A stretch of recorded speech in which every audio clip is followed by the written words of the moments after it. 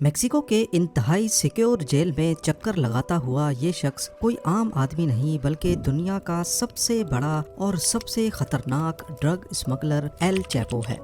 इसके सेल में खास सीसीटीवी कैमरास लगाए गए हैं जिनकी मदद से 24 घंटे इस पर नजर रखी जाती है।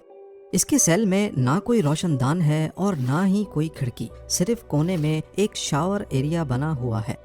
मजे की बात यह कि इतनी सिक्योरिटी और नजर रखने के बावजूद भी एल चैपो चलते चलते शावर एरिया की तरफ जाता है और फिर दोबारा सिक्योरिटी स्टाफ को नजर नहीं आता।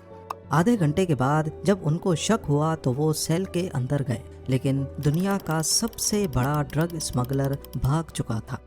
आखिर वो कहां से और कैसे भागा, आइए एल चैपो की जिंदगी और उसकी एस्केप पर नजर डालते हैं। 1957 में मेक्सिको के एक छोटे से टाउन बादिरा ग्वातो में पैदा होने वाले एल चैपो का असल नाम जॉकिन गुज़मैन है, लेकिन बाद में उसने खुद को एल चैपो का नाम दे दिया।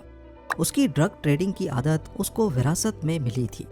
उसका बाप, जो खुद भी एक छोटा मोटा ड्रग डीलर था, उसने छोटी एज में ही एल चैपो को घर से निकाल दिया था। एल चैपो के पास गुजारा करने के लिए कोई रोजगार नहीं था और ढूंढने पर भी जब उसे कुछ नहीं मिला तो उसने भी ड्रग्स बेचना शुरू कर दी। सिर्फ 15 साल की एज में ही उसने खुद ड्रग्स उगाना शुरू कर दी। वो अपने लिए कोई सुनसान एरिया चूज करता और वहाँ पर मैरिजुआना उगाने लगता। आहिस्ता आहिस्ता उसकी ड्रग ट्रेडिंग इतनी बढ़ने लगी कि मेक्सिको के बड़े ड्रग डीलर्स उसको अपने गैंग में लेना चाहते थे। 1970s की दहाई में उसने एल गुएरो पाल्मा नामी एक ड्रग ट्रेडिंग गैंग को ज्वाइन कर लिया। इस गैंग में वो ड्रग की स्मगलिंग की निगरानी किया करता था और वो अपने काम में इतना सख्त था कि जब भी कोई डिलीवरी लेट होती या जरा सी भी गलती होती तो वो डीलर को मार देता था। 1980s में उसने उस वक्त के सबसे मशहूर ड्रग डीलर एल पड्रिनो गयार्डो के गैंग को ज्वाइन कर लिया। ये गैंग मेक्सिको में ड्रग ट्रेडिंग का सबसे बड़ा गैंग था। एल चैपो को इस गैंग में भी लॉजिस्टिक्स और ड्रग शिपमेंट की जिम्मेदारी दी गई। उसका काम कोलंबिया से मेक्सिको आने वाली ड्रग्स पर नजर रखना था, लेकिन 1989 में गैंग का लीडर गयार्डो एजेंसीज के हाथों पकड़ा गया और गैंग टूट गया। मौके का फायदा उठाते हुए एल चैपो ने अपना खुद का गैंग बनाया जिसे उसने सिनालोआ कार्टेल का नाम दिया। अब अमेरिका में 2 रास्तों से ड्रग्स पहुंचाई जाती थी। ज्यादातर ड्रग्स कैरेबियन की तरफ से आती थी और दूसरा रास्ता था मेक्सिकन बॉर्डर्स का। अमेरिकन एजेंसीज ने अपना सारा फोकस कैरेबियन की तरफ रखा हुआ था और बहुत से ड्रग डीलर्स और गैंग्स पकड़े जा चुके थे। एल चैपो ने इसका फायदा उठाया और डिफरेंट चैनल्स को इस्तेमाल करते हुए यूएसए में ड्रग्स पहुंचाने लगा। वो बहुत सारी ड्रग्स उगाता था जिसमें मेथाम्फेटामिन, हीरोइन, एक्सटेसी, कोकेन और मैरिजुआना उसको ज्यादा प्रॉफिट देती थी। इसीलिए वो इन्हीं ड्रग्स पर ज्यादा फोकस करता, लेकिन ड्रग्स को यूएसए में पहुंचाना इतना आसान नहीं था और इसके लिए वो बहुत ही चालाकी का मुजाहरा करते हुए ये काम करता था। वो शुरू में ऐसी ड्रग्स जिनकी ज्यादा स्मेल नहीं होती, जैसा कि कोकेन, उसको फायर एक्सटिंग्विशर्स, चिली पेपर के कैंस या फिर कार की रिम्स में छुपाकर स्मगल करता था, जिसको ड्रग सूंघने वाले कुत्ते भी डिटेक्ट नहीं कर पाते थे। लेकिन मसला ये था कि कोकेन के अलावा दूसरी ड्रग्स इस तरीके से स्मगल नहीं हो सकती थी। इसीलिए उसने एक ऐसा तरीका इख्तियार किया जो उसकी पहचान बन गया, और वो तरीका था टनल्स यानी सुरंगें। वो लाखों डॉलर्स इन्वेस्ट करके एक्सपर्ट्स हायर करता और जमीन के नीचे ऐसी टनल्स बनाता जिसमें इलेक्ट्रिसिटी और वेंटिलेशन का पूरा सिस्टम मौजूद था, और उन टनल्स के जरिए वो यूएसए में ड्रग्स स्मगल करने लगा। 1990 में फेडरल ब्यूरो ऑफ इन्वेस्टिगेशन के ऑफिसर्स तब हैरान रह गए जब उनको एल चैपो की पहली टनल मिली। वो टनल 300 फीट लंबी और उसमें बिजली का मुकम्मल बंदोबस्त मौजूद था। टनल एक घर के अंदर निकलती थी जो एल चैपो का सेफ हाउस हुआ करता था, और इमरजेंसी की सूरत में वो इस टनल के जरिए भाग भी सकता था। एल चैपो को इस धंधे के सारे रूल्स मालूम थे, इसीलिए लाख कोशिश करने के बावजूद भी वो पकड़ में नहीं आता था। नवंबर 2010 में ओटे मेसा में एक और टनल मिली जिसमें ऐसी ही फैसिलिटीज मौजूद थी, लेकिन इसके अलावा जमीन पर रेल सिस्टम भी नस्ब था जिससे कंस्ट्रक्शन के दौरान मलबा और बाद में ड्रग्स ट्रांसपोर्ट की जाती थी। 2012 में टिजुआना, 2013 में फिर से ओटे मेसा में और भी टनल्स मिली। اس کی کمال مہارت کو دیکھتے ہوئے ایل چیپو اور اس کے گینگ کو کنگ آف ٹنلز کہا جانے لگا۔ وہ اپنی ٹنلز اس قدر گہری بناتا تھا کہ گراؤنڈ پینیٹریٹنگ ریڈار مشین بھی اس کو ڈیٹیکٹ نہیں کر پاتی تھی، اور ٹنلز کی انٹرنس کو وہ چالاکی سے چھپایا کرتا تھا، جیسا کہ باتھ روم ٹب یا پھر ٹوائلٹ کے نیچے۔ ٹنلز بنانے سے پہلے وہ جگہ کو بہت دھیان سے چوز کرتا تھا۔ اس نے زیادہ تر smuggling U S Mexico border پہ موجود کیلیفورنیا کے شہر اوٹی میسا سے کرنے کا ارادہ بنایا۔ اس نے اوٹے میسا کو 3 وجوہات کی بنا پر چوز کیا تھا۔ پہلا یہ کہ اوٹے میسا 2 میجر ٹرانسپورٹ ہبز ٹیجوانا اور سین ڈیگو کے نزدیک تھا، اور ڈرگز کو ان ہبز کی وجہ سے ایجنٹس تک ٹرانسپورٹ کرنا بہت آسان تھا۔